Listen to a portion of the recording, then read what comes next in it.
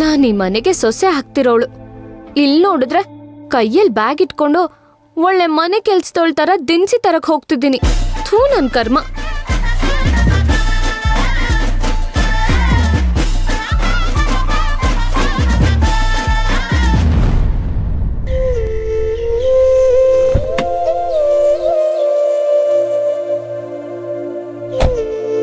ಅಯ್ಯೋ ನೀವಾ?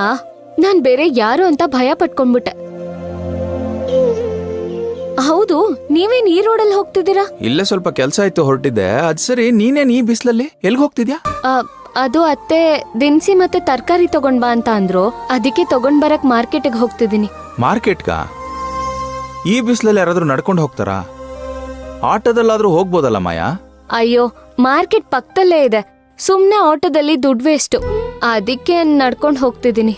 ಅಲ್ಲ, ಏನ್ ಹೇಳೋದು ನಿನಗೆ? ಆಟೋ ಹತ್ತಿದ್ರೆ ದುಡ್ಡು ಕೊಡ್ಬೇಕಾಗತ್ತೆ ಅಂತ ಈ ಬಿಸ್ಲಲ್ಲಿ ನಡ್ಕೊಂಡು ಹೋಗ್ತಾ ಇದೀಯಾ? ಓಕೆ, ನಾನು ಕೂಡ ಯಾರನ್ನೋ ಮೀಟ್ ಮಾಡಕ್ ಆ ಕಡೆನೇ ಹೋಗ್ತಿದ್ದೀನಿ. ಬಾ, ನಾನೇ ನಿನ್ನ ಡ್ರಾಪ್ ಮಾಡ್ತೀನಿ. ಅಯ್ಯೋ ಸುಮ್ನೆ ನಿಮ್ಗೆ ಯಾಕೆ ತೊಂದ್ರೆ? ನಿಮ್ಗೇನೋ ಕೆಲ್ಸ ಇರುತ್ತೆ, ನಾನ್ ಆರಾಮಾಗಿ ನಡ್ಕೊಂಡ್ ಹೋಗ್ತೀನಿ. ನನಗ್ ನಡ್ಕೊಂಡ್ ಹೋಗೋ ಅಭ್ಯಾಸ ಇದೆ, ನೀವ್ ಹೊರಡಿ. ನನ್ನ ಹೆಂಡ್ತಿನ ನನ್ನ ಕಾರಲ್ಲಿ ಕರ್ಕೊಂಡು ಹೋಗೋದಕ್ಕೆ ನನಗೇನು ತೊಂದರೆ? ಸುಮ್ಮನೆ ಬಾ, ನಿನ್ನ ನಾ ಡ್ರಾಪ್ ಮಾಡ್ತೀನಿ. ಏನ್ ನೋಡ್ತಾ ಇದೀಯಾ? ಬಾ ಕೂತ್ಕೋ.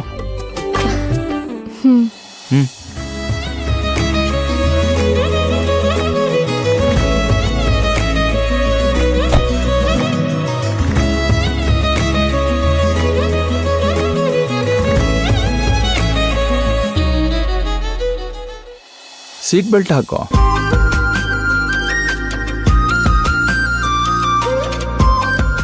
ಇರು, ನಾನೇ ಹಾಕ್ತೀನಿ.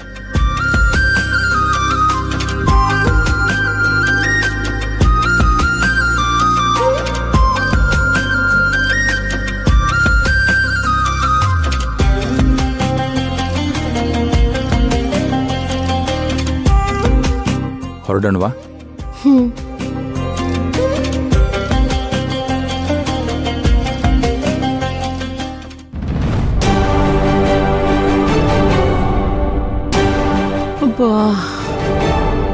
ಈ ಅಮ್ಮ ಮಗಳು ಸೇರಿ ನಮ್ಗೊಂದು ಗತಿ ಕಾಣಿಸೋವರೆಗೂ ಸಮಾಧಾನ ಸಿಗಲ್ಲ ಅನ್ಸುತ್ತೆ.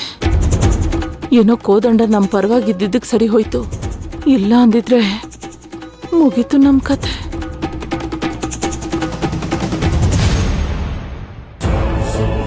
ಹೌದು, ಈ ಮಾಯ ಎಲ್ಲಿ ಹೋದ್ಲು? ತರಕಾರಿ ತರ್ತೀನಿ ಅಂತ ಹೋದವಳು ಇಷ್ಟೊತ್ತಾದ್ರೂ ಬಂದಿಲ್ಲ.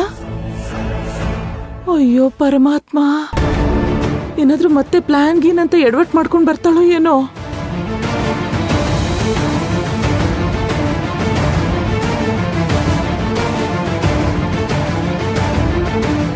ಅಲ್ಲ, ತರಕಾರಿ ತರಕ್ ಹೋದವಳು ಎಲ್ಲಿಗೆ ಹೋಗ್ಬಿಟ್ಲು?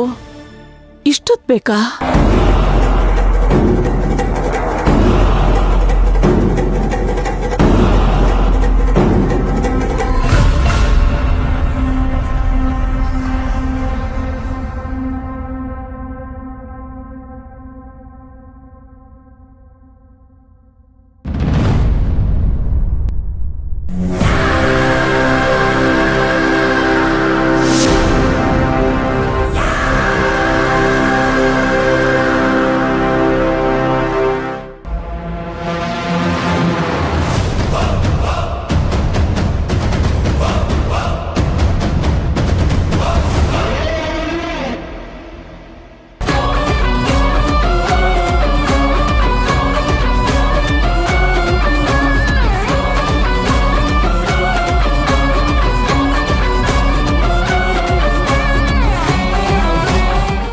ಕೆಳಗಡೆ ಯಾರಪ್ಪ ಇಲಿ ಬೋನಿಟ್ಟೋರು?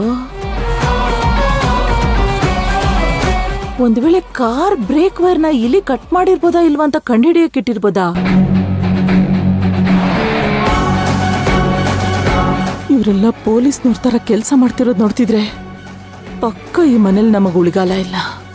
ಏನಾದ್ರೂ ಆಕ್ಸಿಡೆಂಟ್ಗೆ ನಾವೇ ಕಾರಣ ಅಂತ ಗೊತ್ತಾದ್ರೆ ಕತ್ ಹಿಡಿದು ನಮ್ಮನ್ ಮನೆಯಿಂದ ಹೊರಗೆ ಹಾಕ್ತಾರಷ್ಟೇ. ಇಲ್ಲ, ಈ ನಳಿನಿ ಜೀವಂತವಾಗಿರೋವರೆಗೂ ಅದಾಗೋದಕ್ಕೆ ಸಾಧ್ಯನೇ ಇಲ್ಲ.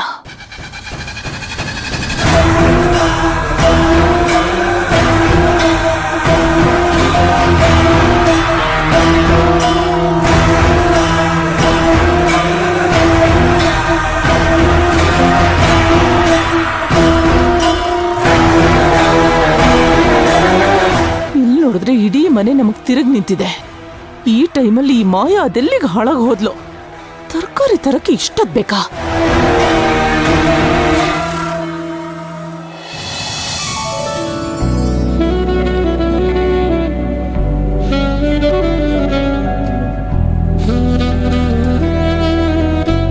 ವಂಶಿನ ಮದ್ವೆ ಆಗಕ್ಕೆ ಕೃಷ್ಣಂಗ್ ಇಷ್ಟ ಇಲ್ಲ ಅಂತ ಇವ್ರಿಗೆ ಹೇಳೋದಕ್ಕೆ ಇದೇ ಸರಿಯಾದ ಸಮಯ.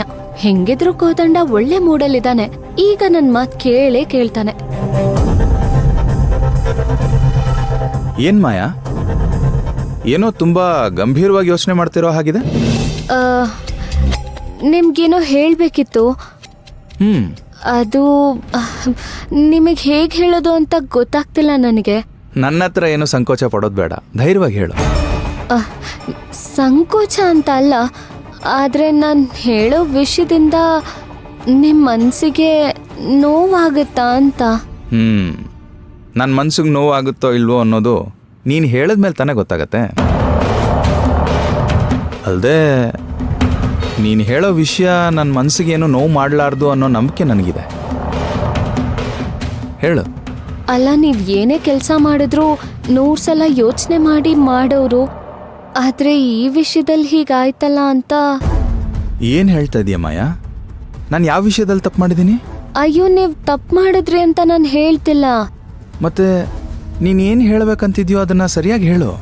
ಮದ್ವೆ ಅನ್ನೋದು 2 ದೇಹಗಳ ಮಧ್ಯೆ ಆಗೋ ಅಂಥದ್ದಲ್ಲ, 2 ಮನ್ಸುಗಳ ಮಧ್ಯೆ ಕೂಡೋ ಬಂದ.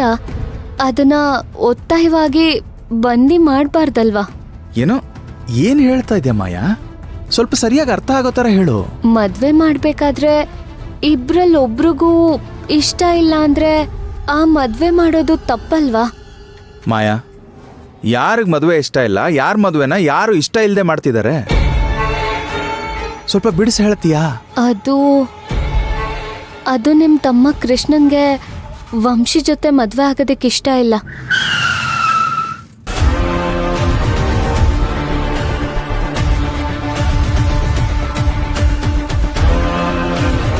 ಏನ್ ಹೇಳ್ತಾ ಇದೀಯ ನೀನು?